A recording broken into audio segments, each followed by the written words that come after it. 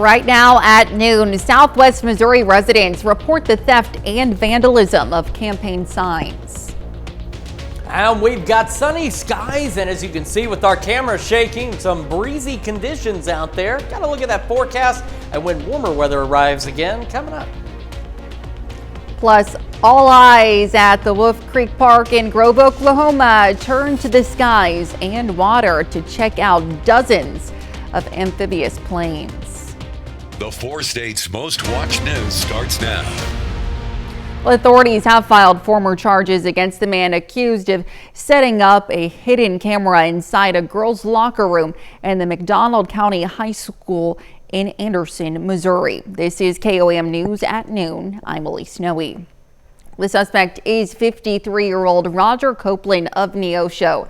Now, the camera was discovered in the locker room on Friday. Authorities say Copeland was identified on his own camera footage. And according to law enforcement, Copeland admitted the camera was his after being brought into the sheriff's office and questioned. Now, he's charged with sexual exploitation of a minor, possession of child pornography, and invasion of privacy of a victim less than 18 years of age. Now let's check in with Chris Warner for a look at the forecast. Yeah, we're starting to look outside from the MoDOT camera 20th and range line in Joplin. Now, the winds have been gusting, but because of how these cameras are mounted to the traffic poles, as long as they're not zoomed in and we're not dealing with 50-mile-an-hour winds, can't really see it shaking too much. But then we trigger over to our camera on downtown Pittsburgh, and just its position up there, it shakes every so often. And we've got some gusty winds out there, which we mentioned this morning was definitely going to be on the way. We started yesterday relatively close to normal, but made it almost 10 degrees above average out there. Today is going to be at or maybe even a little below average for some folks. 71 in Joplin, 69 in Pittsburgh, and we've got cooler temperatures up north where we're into the upper 60s, and a little further south we're already in the mid 70s. It's going to be a little warmer across parts of northeastern Oklahoma until all of this cool air kind of sinks through. Also, the average going through the rest of this evening, we're going to fall back to the mid 50s. We got clear skies and cool conditions, and the winds will calm down. It's going to get pretty darn cold tonight, and then it's going to get pretty darn warm over the next several days. Details on all that and the full forecast coming up here in just a few more minutes. Elise? All right, thanks, Chris.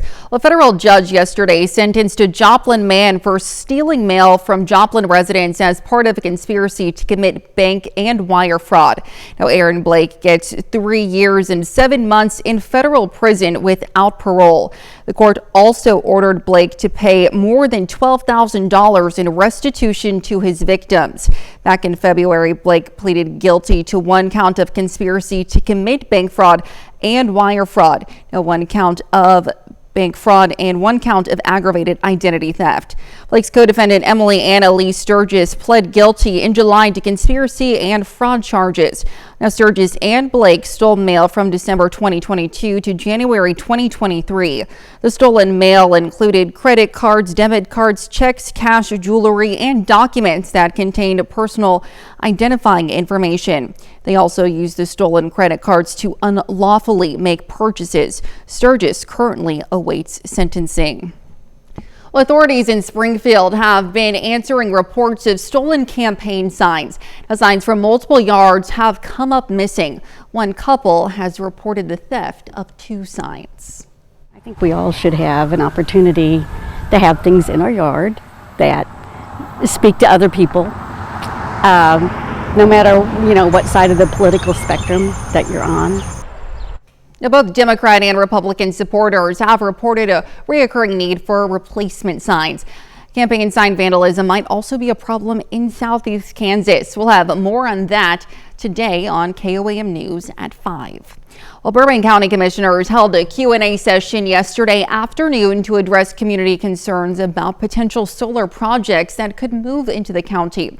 Now, economic studies show solar farms would create hundreds of temporary construction jobs and bring in tens of millions in property tax payments during the life of the project. Now, there are several concerns, though.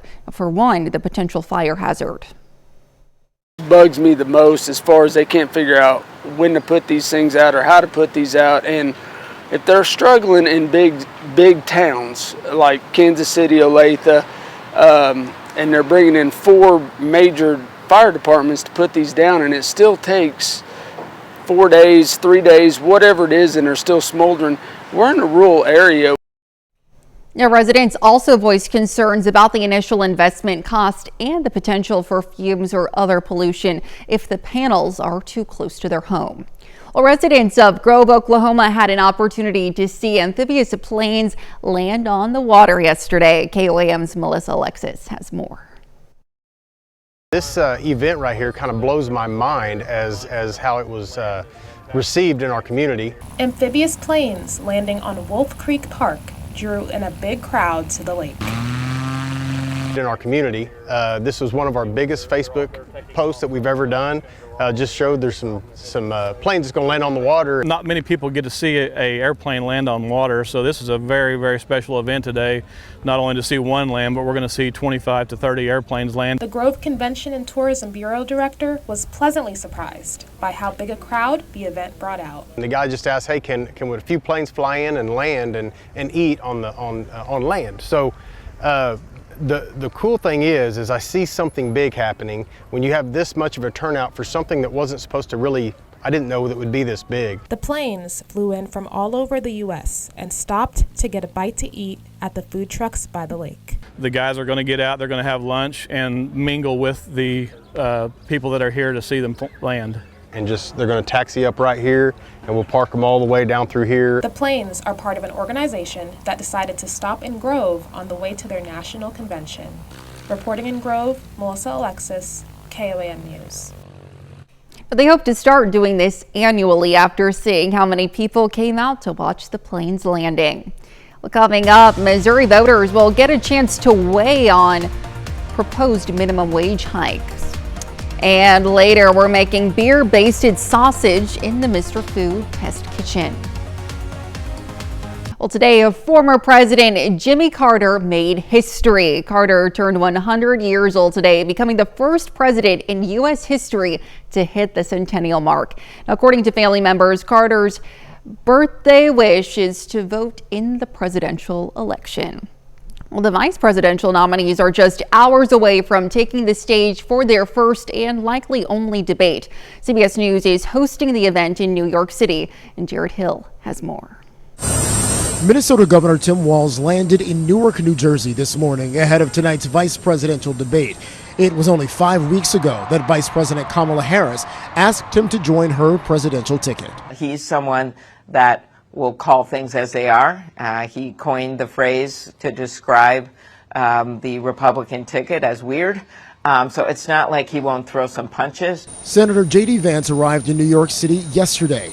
Representative Elise Stefanik was on CBS Mornings and said she expects Vance will connect well with voters. I think tonight you're going to see J.D. Vance tell his story, which is an extraordinary personal story only in America, but he's going to speak to those issues that matter to the American people. A new CBS News poll finds that a majority of voters think neither man is qualified to be president, though 65% of Democratic voters say they are enthusiastic about Walz. Just 49% of Republicans feel that way about Vance. Historically, a vice presidential debate has not moved the needle much, but this election may be different. We know that this is a very, very, very close race. You have maybe 5 or 6% of the electorate still on the fence, still undecided, and little things could push them in one direction or another. Here at the CBS Broadcast Center, security is incredibly tight. You have to have an ID and credentials to get onto the street and the sidewalk in front of the building. Also, Secret Service this afternoon will do a sweep of the building. Once on stage, the candidates will get 2 minutes to answer a question and 2 minutes to respond, with an additional 1 minute for a rebuttal. Unlike at the presidential debate, the VP candidates' microphones will not be muted when their opponent is speaking, though CBS News does reserve the right to turn down a microphone if needed. Jared Hill, CBS News, New York. Now to a ballot measure in Missouri that could raise the state's minimum wage. KOAM Samantha Walker shares what voters to know. That's right. On November 5th, Missouri voters will see Proposition A, the minimum wage and earned paid sick time initiative, on their ballot. Prop A would increase Missouri minimum wage to $15 per hour in 2026, starting at $13.75 in 2025. A yes vote on Prop A would also require employers to provide 1 hour of paid sick leave for every 30 hours worked. That initiative would require businesses with 15 or fewer employees to provide at least 5 paid sick days per year. That number goes up to at least 7 days annually for businesses with more than 15 employees. The group Missourians for Healthy Families and Fair Wages has led the campaign to get the proposition on the ballot for voters. It's either paying the electric bill or you go to work sick. And it doesn't matter which side of the aisle you're on. Everybody should, and I believe, hopefully understand that shouldn't be the case, that everybody is entitled to a right to fair pay for sure. Some economists and small business owners argue that companies may struggle to keep their workforces with higher wages and paid sick leave. They say this could potentially lead to job cuts or reduced hours. You can learn more about what you'll be voting on this November at koamnewsnow.com/elections. Still to come on KOAM News at noon, Mr. Food. Our Oktoberfest party is underway and you're invited. So pour yourself a beer and join us as we celebrate in a big way. And don't forget your appetite, because today we're cooking up some sausages. But first, we have got the temperatures to worry about around here. Today, not too bad. After that, it's going to start to heat up. Latest on your forecast when we come back. Welcome back to the KOAM News at noon. So we've got ourselves a relatively decent day, and for most of us, relatively average temperatures. Some of us even still below average here at the noon hour. It's a bit breezy as well. Our camera downtown Pittsburgh, every so often it's been shaking in the wind out there, but otherwise it is a nearly textbook fall day out there. And the future track doesn't really have a lot to talk about other than, again, as we mentioned this morning too, maybe a couple of passing clouds here or there. And again, down to the south and west, you're going to be a little warmer, but again, for the most part, relatively close to average, and again, in some cases, especially our northern counties, maybe even below average today. All of us, though, will be below average as we head into the overnight hours. We're talking temperatures back down.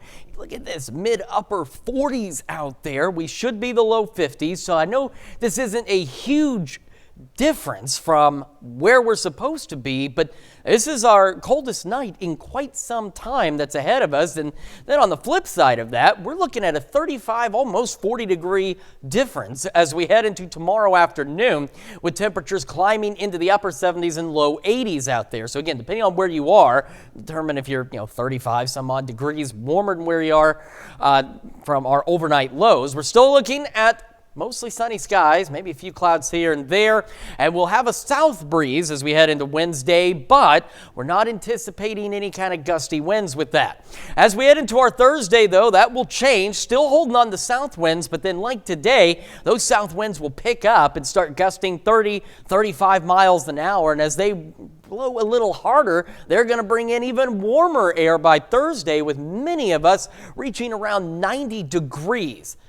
On October the 3rd, 90 degrees. So we're talking very warm weather out there. So for today, gusty winds will continue through the early evening hours, and they'll start to let up. And we're looking at light and variable, if not calm winds overnight tonight.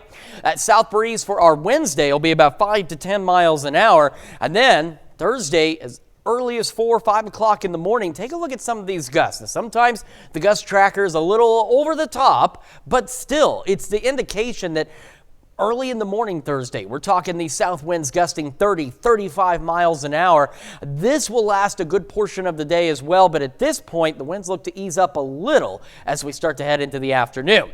All right, sunny skies in Joplin, clear. Winds gusting already 24, north-northeast there, 71. This is the other concern. Dew points at 40, humidity's dropped to 32%. This morning, it was in the upper 50s. And it is considerably lower. It's what we were talking about, this dry air. You can't be messing around out there in terms of doing any outdoor burning, discarding smoking materials, anything like that. Pittsburgh, winds gusting to 21, 69 there. Dew point's 32, humidity's down to 25%. Cooler up north, so as we mentioned earlier, we've got mid-upper 60s, and then you get a little warmer. We go low-mid 70s as we head a little further to the south out there. So again, today, on average, looking at highs about the mid-70s. We'll have those gusty winds out there tonight. A chilly one, mid-upper 40s with a calm breeze and clear skies. And then we'll start to warm up as we head into our Wednesday. Low 80s, 90, and then after we get past Thursday, it is upper 80s and low 90s over the next several days, so well above normal temperatures. And unfortunately, while we like a warm day like everybody, no rain in the forecast, and we've got severe drought conditions across most of the area, so we need that rain. Yes, we do. And there's just nothing out there. Yeah. All right. Thanks, Chris. Well, stick around. We're making beer-basted sausage in the Mr. Food Test Kitchen. We'll be right back. Howard's making beer-basted sausage in the Mr. Food Test Kitchen. It's October 1st, and that means there'll be lots of food, music, and lots of beer. And since we're talking about beer, how about if we whip up some beer-basted sausages to help you get your own Oktoberfest party started? It's basically onions sauteed until they're golden, along with spicy mustard and a bit of salt and pepper. We cook our sausages in this until they plump up. Then we let everything simmer in some German beer. Now all you have to do is put on some pa music, pour yourself a beer, and let the party begin. The combo of the mustard and the beer gives our sausages an old world taste that is wonderful. To get the recipe, visit our website and look for beer-basted sausages. I'm Howard in the Mr. Food Test Kitchen, where today we found an October Festival way for you to say, ooh, it's so good. You can find this recipe on our website, KOAMnewsnow.com. Now here's a look at the 4-state market prices. All right, those gusty north winds today with seasonable temperatures. Chilly tonight, mid-upper 40s, and then the heat returns back into the low 80s tomorrow, and then upper 80s, low 90s for the next several days, staying hot, sunny, and dry. All right, thanks, Chris. And Dally Deer first tonight. Well, lots coming up at 5. For starters, the first time in nearly 50 years, dock workers are walking the picket lines now. Strike is hitting 36 ports all across the eastern U.S. We're going to take a look at how the walkout could snarl supply chains and lead to higher consumer prices. Plus, reports of campaign sign theft and vandalism are happening in a number of places around the 4 states. We're going to see how it's impacting voters in southeast Kansas. And the Joplin Public Library unveils its new Story Walk for patrons. Hope you join us for those stories, a lot more. It's coming up on KOAM News at 5. Absolutely. Thank you, Dal. And that's the news for now. Thank you for joining us. We're going to take a quick break and then we will join a CBS special report. Thanks for joining us. Have a great day.